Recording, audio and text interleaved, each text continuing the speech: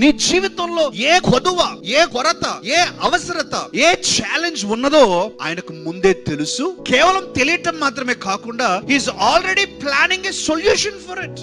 నీకున్నటువంటి కొరత ఏంటో, కొదవ ఏంటో, సమస్య ఏంటో ఆయనకు ముందే తెలుసు. ఆయనకు ముందే తెలిసి ఆయన ఆ పరిష్కారము గురించి కూడా ఆయన ఆలోచిస్తూ ఉన్నాడు. ప్రేమైన దేవుని బిడ్డలారా, ఆ జనులు అప్పుడప్పుడే వస్తూ ఉన్నారు. ఆయన కేవలం శిష్యులతో మాత్రమే కూర్చుండి ఉన్నాడు. జనులు ఇంకా రాలేదు, జనులు వస్తూ ఉన్నారు. కానీ జనులు వస్తూ ఉన్నప్పుడు యేసుక్రీస్తు ప్రభు ఈ జనులు రావటం చూచాడు, జనులకు ఆకలి అవ్వటం చూచాడు. ఆకలి అయినప్పుడు అక్కడ ఏమీ లేకుండా ఉండటం గమనించాడు.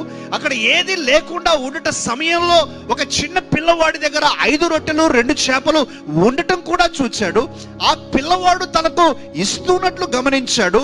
దాన్ని దీవించి అందరికి పంచిపెట్టినట్లుగా కూడా ఆయన ముందే గమనించాడు. మన లైఫ్ లో ఏ సమయమైనా కూడా సమస్యలు అనేవి ఎప్పుడూ మనకు స్నేహితుల మాదిరి వస్తానే ఉంటాయి.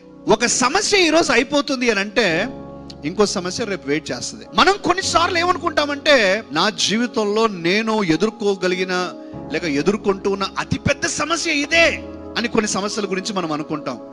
కానీ దానికి మించిన సమస్య ఇంకోటి వెయిట్ చేస్తా ఉంటాం. టైం పోయే కొద్దీ మన జీవితంలో సమస్యలు అనేవి మన సహకారులుగా వస్తూనే ఉంటాయి. దీని వల్ల నాకు ఉన్నటువంటి ఆదరణ ఏంటంటే, ఎంకరేజ్మెంట్ అంటే, God knows the problems what I'm going to face in my. నేను ఎలాంటి సమస్యలు ఎదుర్కోబోతున్నానో నా దేవునికి నాకంటే ముందు ఆయనకు తెలుసు. ఆయనకు తెలియటం మాత్రమే కాదు, దానికి తగినట్లుగా పరిష్కారాలను కూడా ఆయన ఆల్రెడీ ఏర్పాటు చేస్తూ ఉన్నాడు. మన జీవితంలో సమస్యలు ఆయన తెలుసుకోవటం మాత్రమే కాదు, ఆయన పరిష్కారాలు కూడా చూస్తూ ఉన్నాడు.